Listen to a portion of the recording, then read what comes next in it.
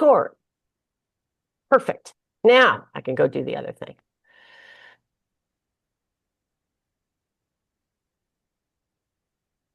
All right.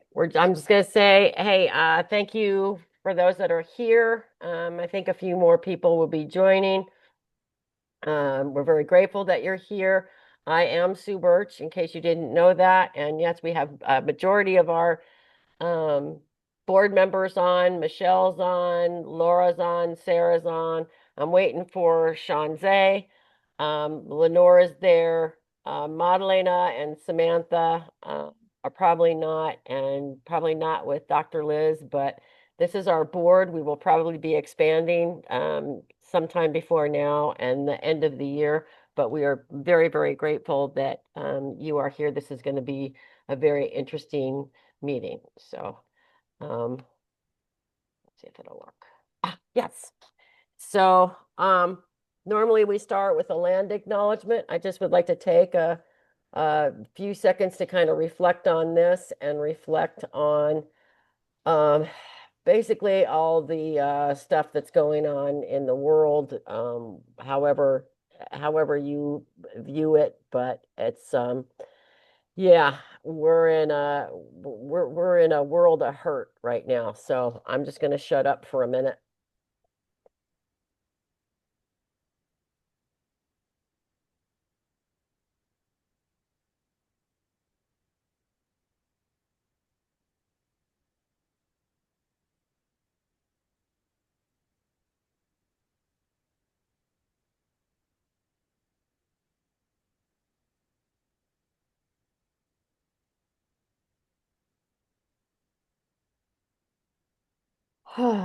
Okay. All right.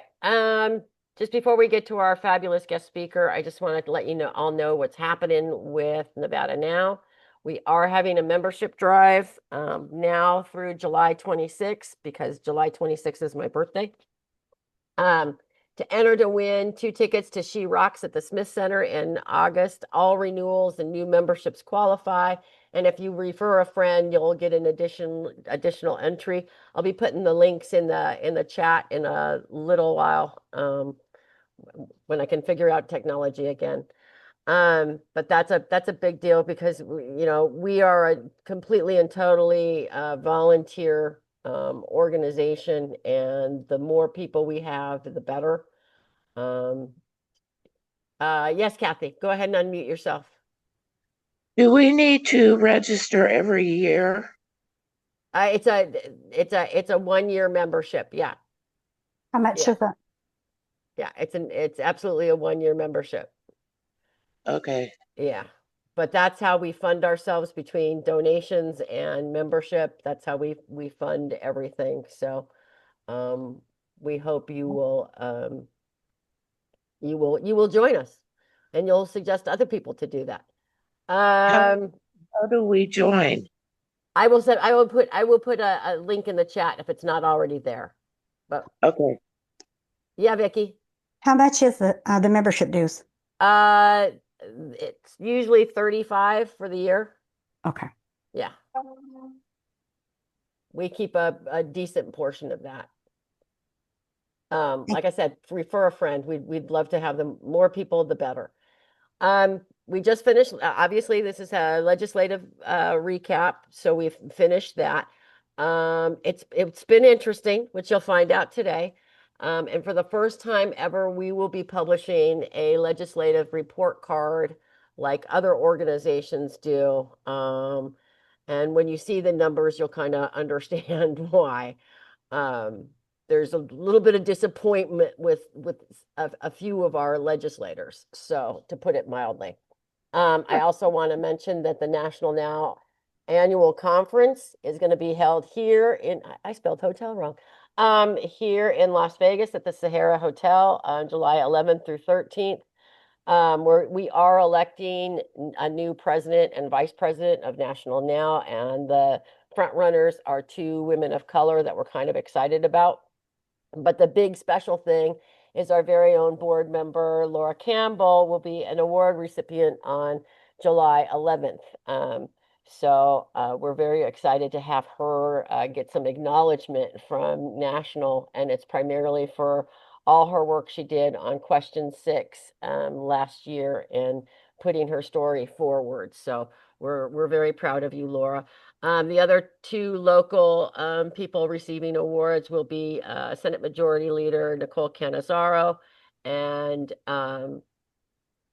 former state senator Pat Spearman. So that's kind of exciting. And then if you don't know, we do have a political action committee that we've had for about, guess this is the 6th year, where we have endorsed state and local candidates, not federal, but state and local, since 2020. And we will have a fundraiser coming in August or September. We are in the process of planning it. It's probably going to be a happy hour of some sort, with hopefully maybe bingo or trivia. So we're kind of excited about that. Just to give you an idea, in 2024, a small organization like us gave out over $16,000 to approximately 55 state and local candidates last year. And we'll talk about next year a little bit later. It's going to be a little crazy because it's the midterms, and with it being a non-presidential year, we really got to get out the vote. And it's the governor's race, lieutenant governor, and all the way down. So we'll talk about that a little bit later. And something that came about in conversations last week is we're looking to do a reproductive health care fair or symposium in October and November with Reproductive Freedom for All and possibly others. Um, I I think just in conversations we've kind of discovered that there's a lot more conversation that has to be done on everything from periods to menopause and everything in between. We've been fairly focused on the abortion piece of it for a while with good reason.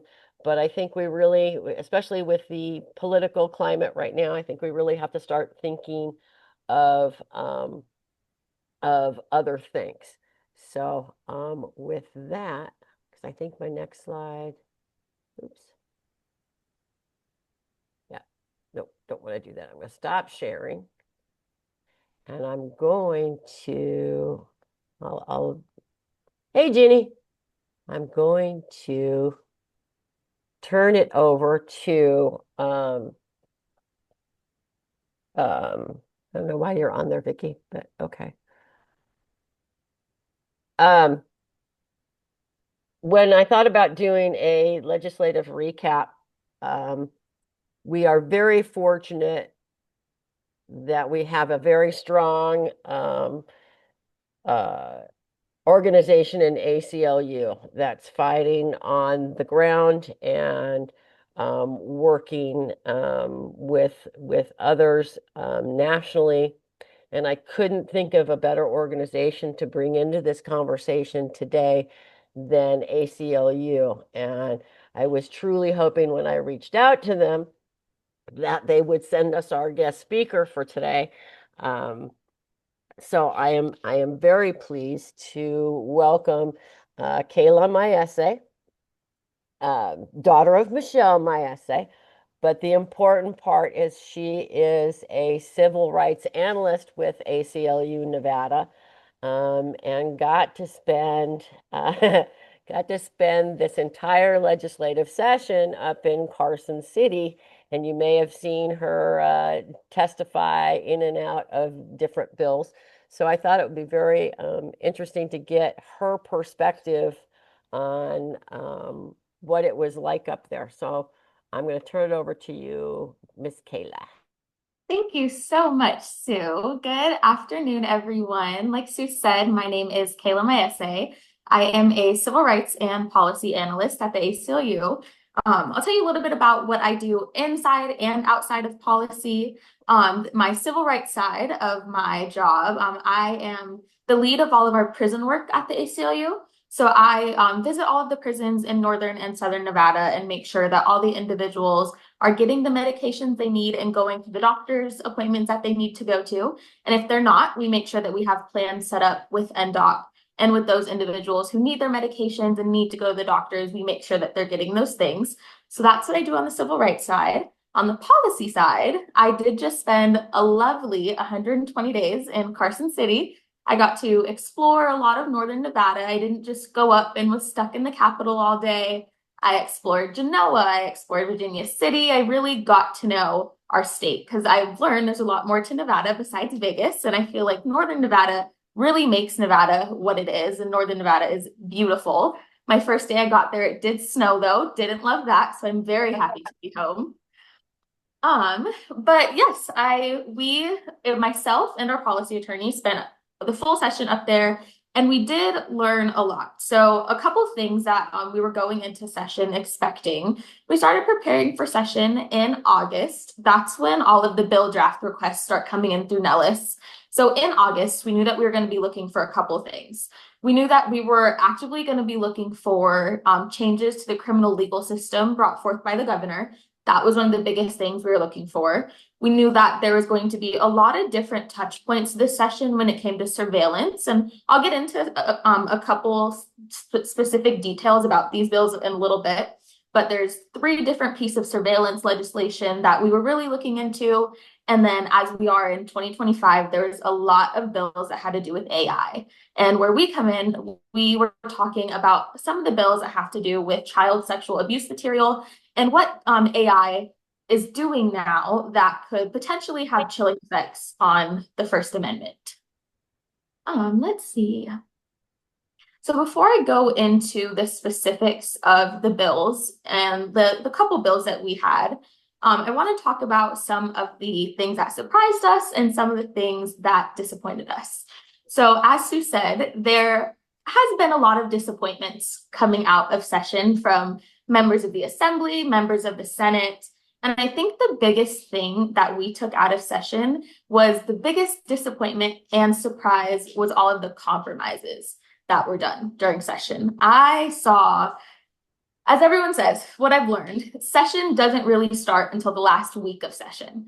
And I really learned that. Session started that last Monday, and we saw probably 20 to 30 compromises that took a good bill to a bad bill or a bad bill to a worse bill. So that's really where all of our work started. I'll start with one of the biggest surprises that we had towards March of session, and so the Nevada Department of Corrections announced that they had a $50 million shortfall due to overtime pay. So that plays into both aspects of my role because, of course, I work with everyone who's incarcerated.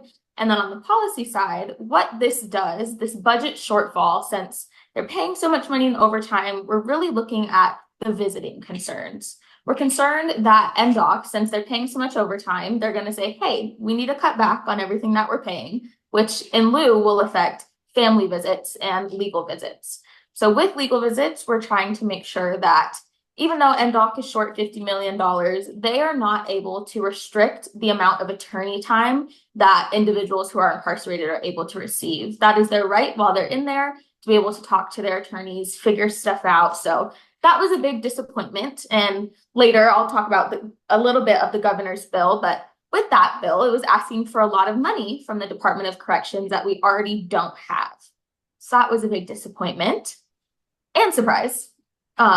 Another thing that really shocked us when it came to compromises was Assembly Bill 499. It was the voter ID bill.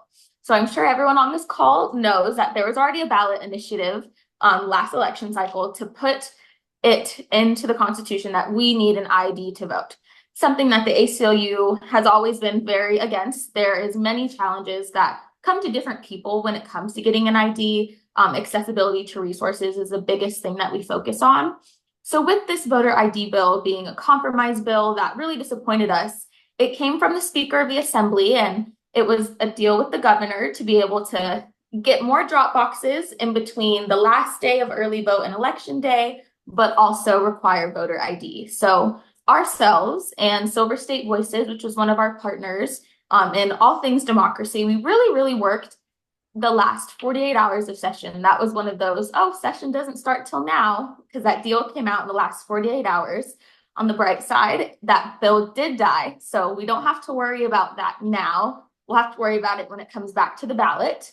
But that was a disappointment to see, particularly the Democrats backing a voter ID bill when it's something that during election season, everyone was very against it. So we were very disappointed to see that come out. And we know that that will affect many people's races when we're talking about 2027, the fact that the voter ID bill was a Democrat-backed bill. Not that everything was disappointing in session. I have one more disappointment that happened in session. So the governor's crime bill was Senate Bill 457. So this bill was a disaster from the beginning, but that's okay because it got fixed a little bit. And then in the last I want to say that it was the last 8 hours of session. The last 8 hours, an amendment was put into that bill from the Resorts Association, putting it into the crime bill and order out provision on this bill. So the order out piece is something that the ACLU has been actively litigating for 2 years. So what this means is that if someone is down on the strip and they commit a misdemeanor on the strip, now this could be anything. It's primarily going to affect those individuals who are houseless on the strip and don't really have anywhere else to go. If these individuals commit a misdemeanor on the strip, when they go to court, the courts can order them out of the resort corridor. So that's almost all of the strip and all of downtown. They can order them out of those areas for a year. And that's really detrimental because it's an attempt to curb crime and to really help keep the strip pretty and help keep the strip nice. But it won't have that ultimate goal. It's going to affect those who are houseless. It's going to be punishing them for not having anywhere else to go. And then as we're worried about our current state of our economy, it will affect our tourist as well. If a tourist goes down there, has some drunkenly behavior, they can find themselves guilty of a misdemeanor and be ordered out of our corridor for a year. And so we were really, really disappointed with those couple things coming out of session. We were very happy. We saw a lot of good bills, a lot of freshman legislators pushing really great bills. Assembly Member Jackson, he brought forth a bill that allows individuals who were incarcerated fighting fires. Once they are released, they're able to become firefighters for our Department of Forestry. So we did see some really great pieces of legislation coming out. And then, Sue, whenever you're ready, I'm ready to get into some bill specifics.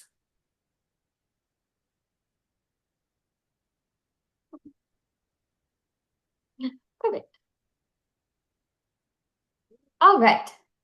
So the ACLU came forth. So we had oh, I thought I heard something. We had 5 bills of our own that we brought forth. I'll only talk about a couple in detail, but I'll let you know all 5 of ours. So we had Assembly Joint Resolution 9, which I'll talk about that. We had Assembly Bill 350. We had Assembly Bill 488, which unfortunately was vetoed by the governor. That was a bill that allowed for victims of sex trafficking if they committed a crime under duress of trafficking. So if their pimp or their John made them rob someone or any type of crime, we want those victims to be able to, when they're released, get post-conviction relief because they were committing these crimes under duress. These crimes essentially were crimes that they're forced to do. Unfortunately, that was vetoed by the governor.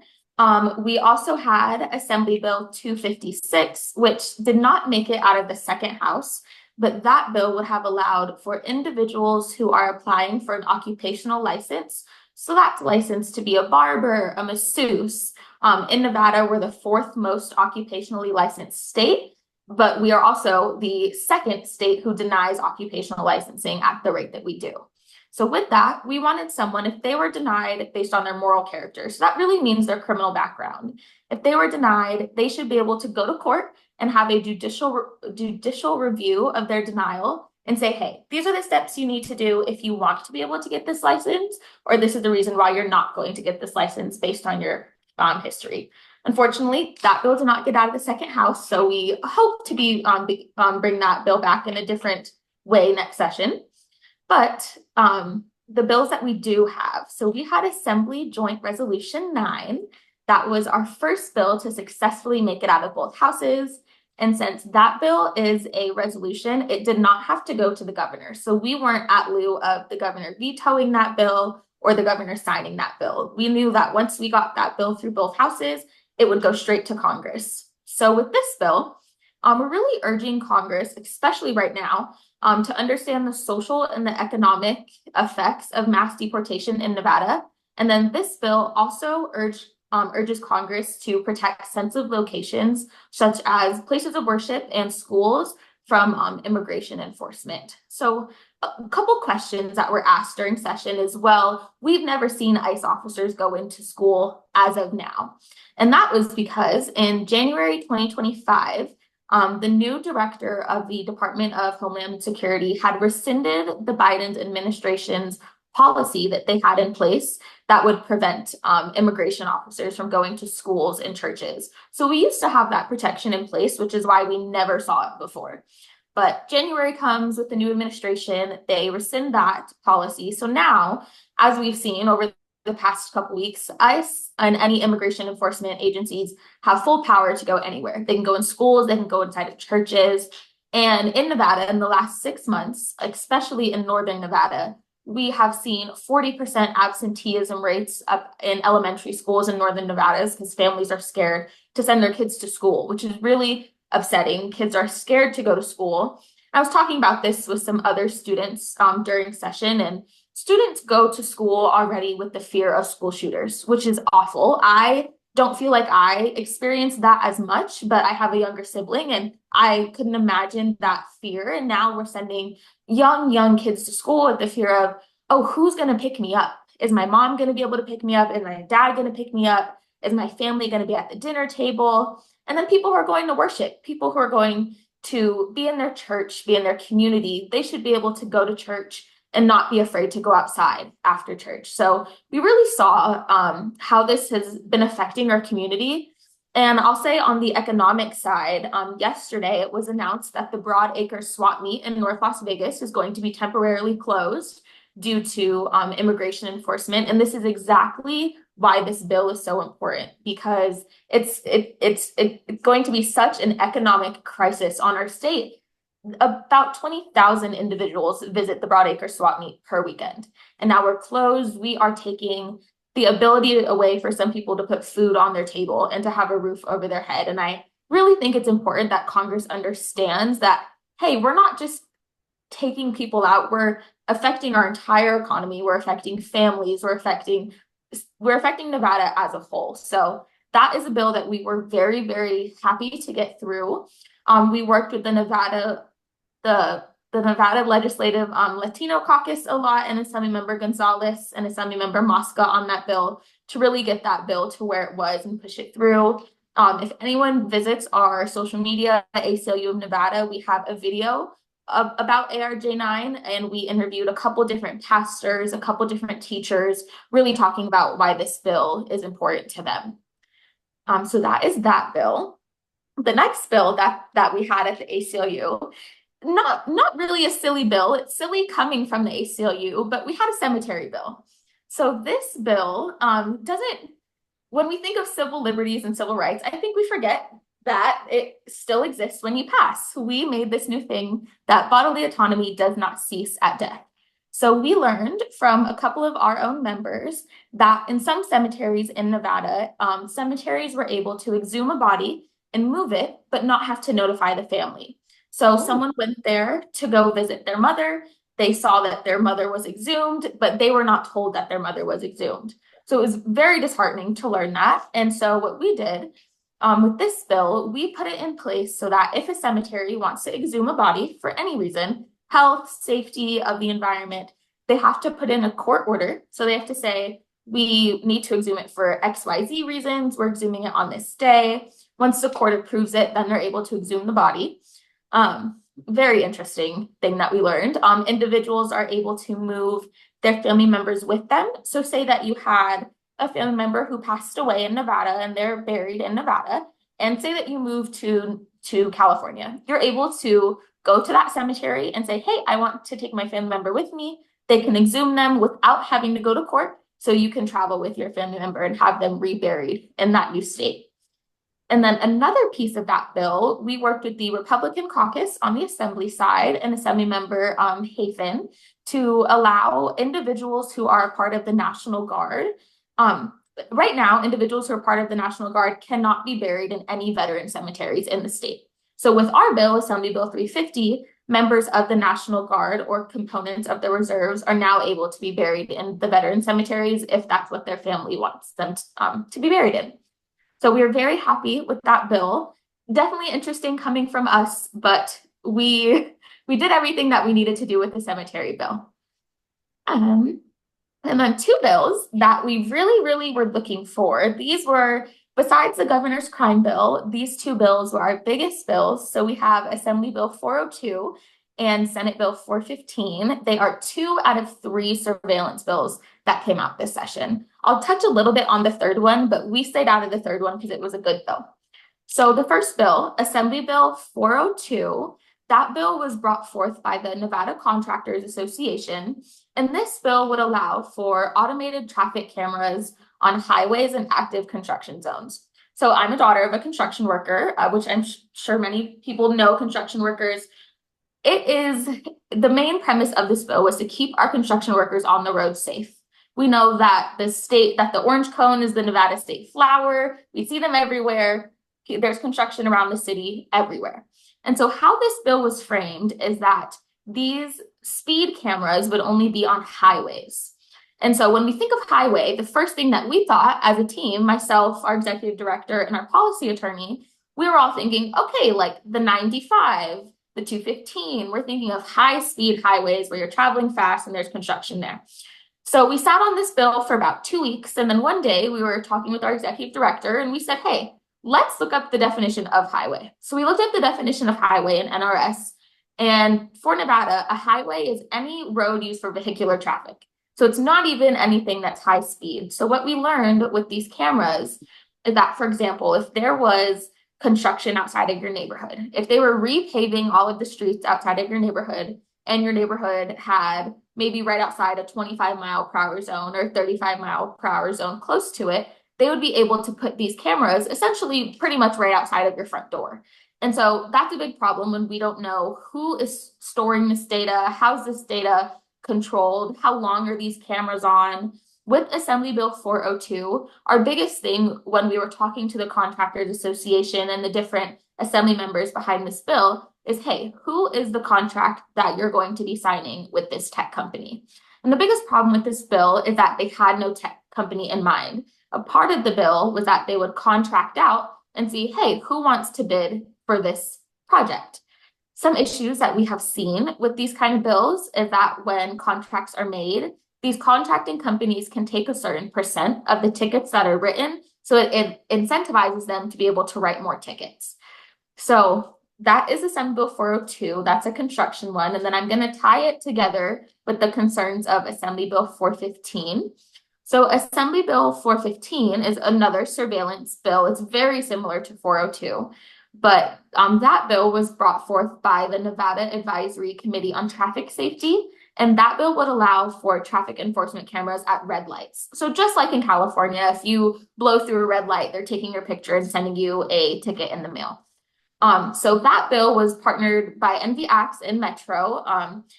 With that bill, so both of these bills, the biggest concerns is data. What's happening with this data? How is this data being stored and shared? So what we've seen, the ACLU of Northern California, about 2 years ago, they went into an investigation around all of their automated traffic enforcement systems. So when they went into this investigation, they found that through some behind the door, closed door deals, that these automatic enforcement camera systems signed a deal with a company called Vigilant Solutions. So Vigilant Solutions were the people who were running the cameras. Vigilant Solutions then turned around and signed a contract with local law enforcement, allowing for 9,000 ICE agents to have over 5 billion data location touchpoints all around the city. Vigilant Solutions sold that to them. It was a $6.1 million contract. It allowed ICE to view all of these data touchpoints of people just driving by the cameras, not even people who were ticketed by the cameras. But since the type of system that they had allowed their cameras to be on all the time, if you were just driving by, it would pick up your license plate. Very similar to what has already been deployed in Henderson. Henderson has automated license plate readers at some of their lights. I think about 14. They have about 14 automated license plate readers already. And so it's very, very similar to that. Henderson says that they use it when it comes to investigations, like stolen car investigations, so they can make sure they find these things quicker. But we're always concerned about what's happening with this data. And so as we're explaining these concerns to different people during session and throughout the building, we were told more times than I can count, these are hypotheticals that will never happen. Everyone said, no one's giving over this stuff to ICE. That's not our goal. And of course, it's not anyone's goal. It's not the intent of the bill. The first bill, the intent is to protect construction workers. The second bill, the intent is to make sure people aren't blowing through red lights. We never strayed away from the fact that both of these were attempts at public safety. But the biggest problem is that it just creates blind trust in the government. And right now, we think that is the silliest thing to do, is just blindly trust the government with all this data, all these camera touch points. So we're very happy to say that we will be having no cameras in Nevada. Both of those bills have died. So the red light camera bill, that died in the first house, so it didn't even make it out. And then the construction camera bill, Assembly Bill 402, that bill died about in the last 24 hours. We were waiting for that bill. We might see versions of that bill come forth again. And like I said, I get it, daughter of a construction worker, we want to keep people safe, but there's different ways to keep people safe. So for example, there was one more surveillance bill that was brought forth, and it was the school bus patrol bill. So what that bill does, it's putting cameras on the outside of school buses. We already have them on the inside of school buses to protect the drivers and the students. But on the outside, there's cameras being put on buses. So when the stop arm is extended on a bus, if someone blows past that stop arm, it'll take their picture right then. The camera will turn right off, and then it will send them a ticket. So we didn't get into that bill because when we were told about that bill, we were told about that bill in the summer. So like August, the group that brought that bill forward already had a tech company in mind. They said, hey, this is our tech company. We'd be happy to share with you how our tech company stores data and how they delete data. And once we were able to see how that system worked, there was no reason for us to oppose that bill. It was a good bill. The intent was to protect students who are getting off the bus, because we've seen people drive crazy in Nevada. They blow past school buses and not even think about it. So that bill, it was a good bill with intent to protect kids, and it made sure that all of the data points were safe as well. So we were really glad that that was in place. But I might have talked a little fast. That wasn't an hour, but those are really the things that we focused on. After session, we are going to be working on a bill that will touch our school board. We did have a bill that died. That was one of ours. That would allow our school board trustees to be compensated at the same rate as our county commissioners, just so that role is really looked at as a full-time role where they're managing a $4.5 billion budget. Right now, they get paid, in Las Vegas at least, they get paid $750 a month to get yelled at a school board meeting for 6 hours, and not a lot gets done. And as we've seen, especially from us, we keep having to sue the school board. So it really would help the school board if they have people who are in good positions, serving full time, really dedicating all their time to that role. So that's really everything we focused on: criminal legal system, surveillance, and I'll be back for the next session for the next 120 days, but I'm happy to answer any questions that anyone has or whatever you have next, Sue. Yeah, Kayla, I was going to ask, I think on the red light camera one, wasn't there discussion about the ability to shorten the length of like the yellow lights so they could Yes. catch more people, Yes. especially in some sensitive areas? Yes. So in disproportionately represented areas, we have seen, and we looked at some research in California too, they were already caught lessening the yellow light, to be able to ticket these individuals. So that was a concern, and we brought forth to them too, when you put these red light cameras and any of especially the red light cameras, it increases your risk to be rear-ended as well. You see a red light camera, you're slamming on your brakes, and now you're being slammed from behind. So there's a lot of different things that go on with this. And we suggested, even with the construction cameras, to the contractors, we said, hey, lower our speed limits in a couple of places if we're really concerned about safety. We told them, if you really want to deter people from speeding, put a cop car out there. Put a cop car out there. It can have someone in it. It can be completely tinted super dark so no one can even see it. And they said, we tried that. It doesn't work.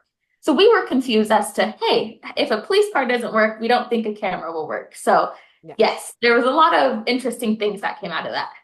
Very much so. Kayla, that was just absolutely, I'm going to take it off the speaker thing. That was absolutely wonderful. Does anybody have any questions for Kayla? I know she's going to stick around, so if you think about something, because couple of the bills that you talked about, we're going to talk about in a second. So, no, and when you sent me the numbers of those bills, I was like, oh, okay, that's a little different for us. So, yeah, but yeah, thank goodness. I think someone put in there, thank goodness for the ACLU. It's on many levels. So, truly appreciate it. So hang out because we got more. I'll hang out. Here we go. All right. Let's see if I can get this working. Okay. So Kayla has shared with ACLU some of their legislative priorities were. Here is Nevada Now's. We tracked over 70 bills. We prioritized about 30. And all of those were pretty much in our 6 core issues that you see up there: reproductive rights, ending violence against women, LGBTQ rights, racial justice, economic justice, constitutional equality. We did something interesting this year. We created action teams to help us with the legislation. So some of our bills also covered, besides just reproductive rights, we covered healthcare, we covered education, we covered immigration. So some of these bills covered all of those things. So that's what we did. Here's where we get weird. Our governor set a new record for number of vetoes in one session. He set a record in 2023 with 75 vetoes. This year it was 87. So that gives him a total of 162 vetoes in 3 years. You compare that to former Governor Sandoval, who had 97 vetoes in 8 years. So for 2025, these are the numbers. 606 bills were passed by state Senate and Assembly. 487 bills were signed into law by the governor. 32 bills became law without the governor's signature, and 0 vetoed bills were ever overridden. To understand the process is a bill has to go through both houses. There's a committee process, then the full House process, then it goes over to the other side, committee process, then the House process. I'm kind of simplifying it. But once it gets voted by both the Assembly and the Senate, then it will be sent to the governor for a signature. If the governor does not sign it, there is an ability to override that veto. And if we had a supermajority in both those houses, both the Assembly and Senate, we could have overridden some of the vetoes. We had the majority, but we did not have a supermajority in either the Assembly or the Senate. We had a supermajority in the Assembly in 2023, and we were one vote shy of a supermajority in the Senate in 2023. And even then, we couldn't get anybody to cross over and vote with some of these bills. Some of the vetoes were once again some gun sense bills, some healthcare bills. He overrid. We were talking about immigration and ICE being allowed into schools and churches. He vetoed that bill to keep them out of them. There was a very important healthcare bill. It was SB 217, It covered fertility treatments, have them covered by private and public insurance, and a study to have it covered by Medicare. He vetoed that um, because he said the budgeting wasn't sustainable, uh, especially Medicaid. Um, excuse me, it was Medicaid, which it wasn't even going to be covered by Medicaid for like 2 years. So that's kind of what we're up against here. So moving on, out of our, I mentioned we covered 30 priority bills. 9 were signed, 12 were vetoed, and 9 died. Overall, out of the 70, 22 passed, 19 vetoed, and 29 died. Yes, pay attention to the vetoes, but we're also going to take a hard look at some of those that died and why they died. Um, the couple of the best ones on here, AB 235, protecting the identity of reproductive health care providers. That was a bill brought forth by Assembly Member Erica Roth. It's to allow reproductive health care providers to work with DMV to have a false address. It's really to protect them because they've been getting threats and a number of other things. So that one actually got signed. That was pretty good. Um, AB 121 is one that was vetoed in 2023, but it's one of the few housing bills that did get signed. This is so there's no hidden fees. A lot of times when people are renting a place, they get told that the rent is X number, and then it's, oh yeah, by the way, now there's a charge for, trash valet and using the gym and this, that. So this is to get transparency on rental agreements. I'm absolutely all for it. It's just to keep everybody on the up and up. There were a couple of housing bills that were vetoed, like a tenant's right to habitability. And the other, let's see, there were 2 others. One that would have reversed the process on summary evictions. Currently, if a landlord serves their tenant with an eviction notice, it's up to the tenant to respond in order to get a court hearing, as opposed to the landlord going to court and getting the hearing. That has led to, a lot of people, when they get those evictions, they don't know what to do, and there's a limited amount of time. I think it's like 7 days that they have to, file a response in order to get that court hearing. That was vetoed. I mean, it's everybody else has it the other way around. We continue to have it backwards. The other one on evictions was getting summary eviction records sealed. Quite often someone is served with a summary eviction and chooses to move, therefore not going to court or doing anything like that. But that summary eviction notice stays on their record, even though they moved instead of actually had the eviction. So it was trying to get those sealed so it wouldn't affect them when it came to renting someplace else. The rest of these, a lot of them, they were, except for like the Fruit Loop, but a lot of these were kind of lightweight.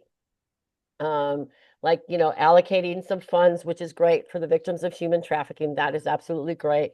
The provisions for relating to education of incarcerated persons, that just, I think that just allowed them to be informed about, FAFSA applications.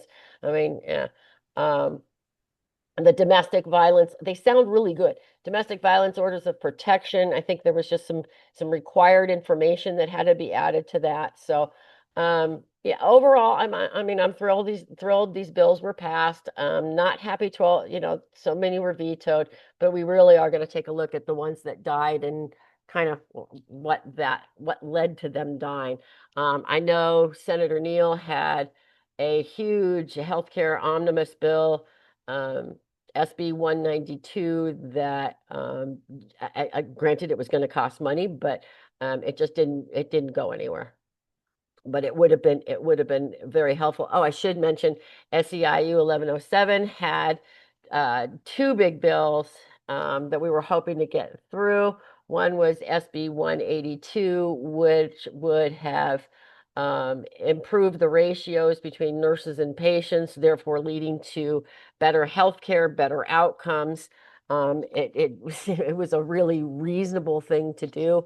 That got vetoed by the governor. I got tired of looking at the reasons. So it really gets infuriating after a while. And then another one that I don't even think it made it out of Assembly and Senate, which was, I believe, SB 306, which was the no reject, no eject bill. And Sarah, you can correct me if I'm wrong on that one, but I think that was the number of it. So there's a lot to look at. I do have the link if you want to look at all the bills that he signed, that he vetoed, the ones that went through without the signature. I can see where I put that link and put it in the chat, or send it out in an email when I send out this recording. So, okay, moving on. This, I think Kayla touched on this. This was last minute legislation that made us quite a few organizations kind of made our heads explode for the last weekend of legislative session. Kayla touched on SB 457, the governor's crime bill. Yeah, that thing was just horrible. I will tell you, one of the very first hearings on it, I went to the legislative building here in Las Vegas, and I was completely surrounded. That hearing was hours long, hours. I was completely surrounded by police officers, including our Sheriff McMahill, and DA Wolfson was there. So it was an interesting afternoon to sit with all of them. Kayla mentioned the voter ID law. I'm looking at the chat real quick. Espy, thank you. Thank you, Michelle. The voter ID law, yes, that was brought forth. Now, the reasons for it, I'm gonna talk about question 7 in a little bit. Question 7 was on the ballot last year. Not really many people talked about it, but it's a voter ID law that will put that law into the state constitution. That's what question 7 is. It apparently, and I know I've talked to a number of people, they were a little confused. They thought it was going to do the opposite. Apparently they were quoting in the legislature, they were quoting like a 70% approval rating, or a vote that it got 70% of the vote in 2023. So Speaker Yeager was trying to get ahead of the whole thing. And if we're going to have a voter ID law, let's put some stipulations in it that we can agree on, like more drop-off points for ballots, better hours, I think, to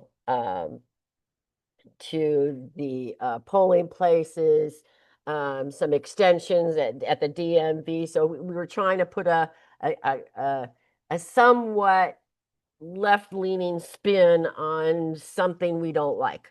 But I'll get you in 1 second, Kathy. But of course, the governor vetoed that because he would much rather have question 7 pass and have it be a state constitutional amendment. Go ahead, Kathy, what's up? Well, I personally lobbied against that. Oh, the ID law or question 7?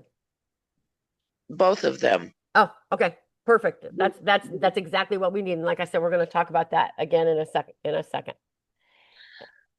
Did you have a Okay. specific question? No, I didn't. I just wanted to make a comment. That's all. Oh,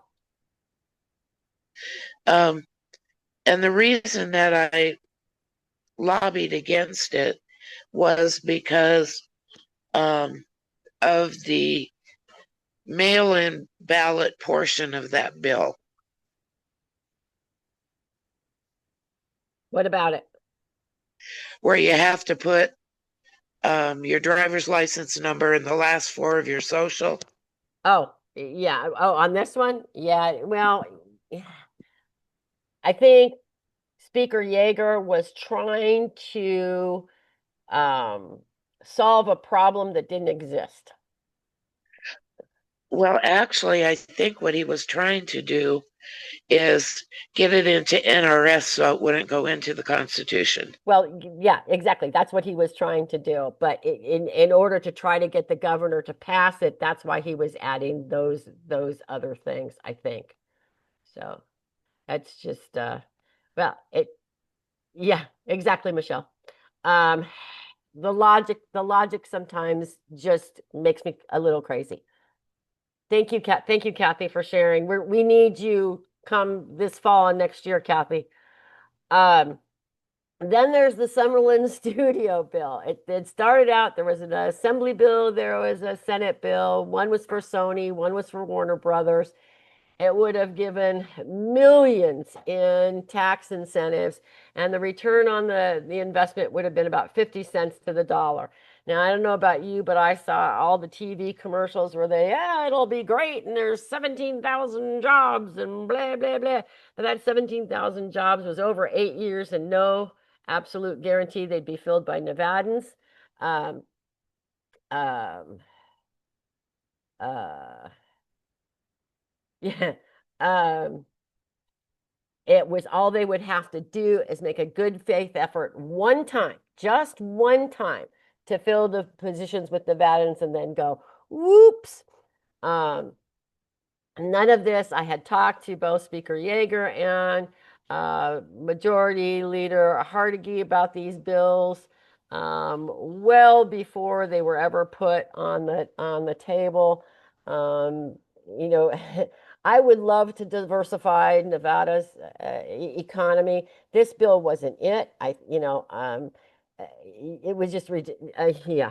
Anyway, in the last minute, Senator Roberta Lang went and got an amendment that made this bill a study, and so the bill went absolutely nowhere. So this is just kind of some of the stuff that goes on um, in the last minute. So glad we could.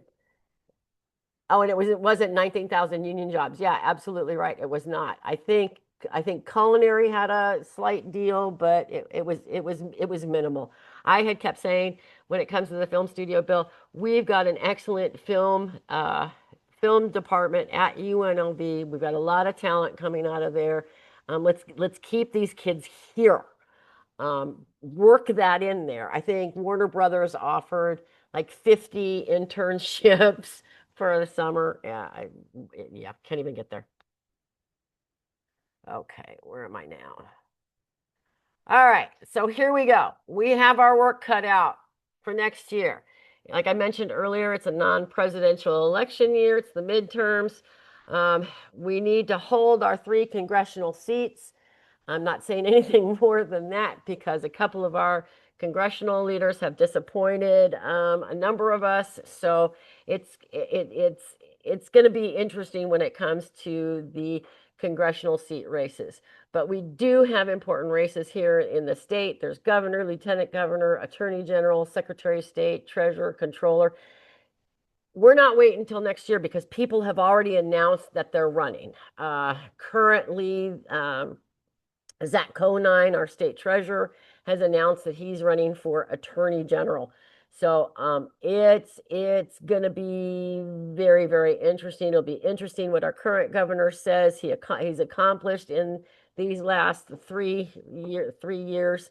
Um, so it's something we really need to pay attention and work hard to get the right people in the right place, because in this political climate, some of our best protection is to have strong leaders at the top of the state, strong leaders in our congressional seats, strong leaders in our state senate and assembly, strong leaders in our cities and counties. It's going to be a lot of judicial seats that'll be up. We need strong leaders in our strong judges in our courts.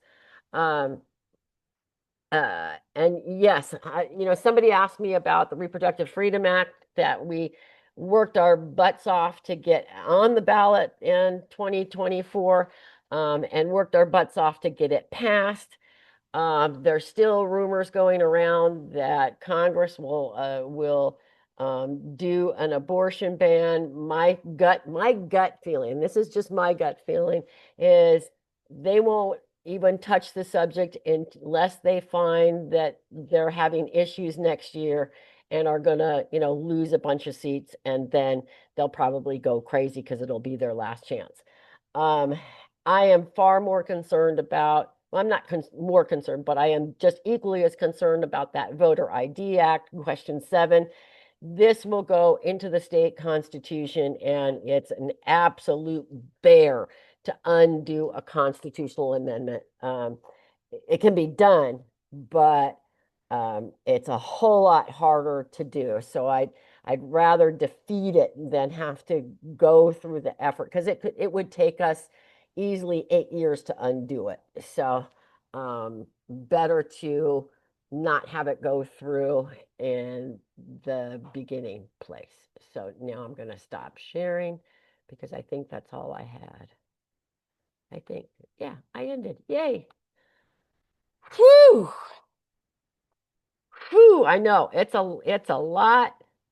Um, it's I think I said at the beginning, it's frustrating, but it's exciting all at the same time. Um, there's a lot of work to be done, but we can do it. We've been building community since November. If we continue to build community and keep walking in the same direction, we will get something accomplished. Oh, Ray, are you running for again? Yay. So again, I can't express enough how much we appreciate all of you. We hope you'll work with us. You'll join us, and look forward to everything else. Audrey, you got a question, statement, general goodwill? A couple of statements. One, thank you so much. This was wonderful, and both of you did a fantastic job, because it's kind of a dry subject, but you guys made it really good. And it's amazing how crazy it really does get up there. And so we had one piece of good news on the bill that has absolutely no value necessarily to any of you, but something Bob's been working on now since the last session is allowing DJI drones here in Nevada. And because I made Steve Yeager come to our meetup in November, I think that might have had something to do with how this bill passed. And so you never know. I like I said, I tried reading some of the veto reasons, and there's really truly no rhyme or reason. I think he threw darts at the wall. Well, the rhyme or reason is who our governor is. That's the rhyme or reason. Yeah. But he actually signed this bill too. I appreciate the comments, Audrey. Absolutely. It is a very dry subject, and when it came to the governor's numbers and all that, I should have said, you all know I'm a number geek, so I started looking at all that stuff and kind of went, oh geez.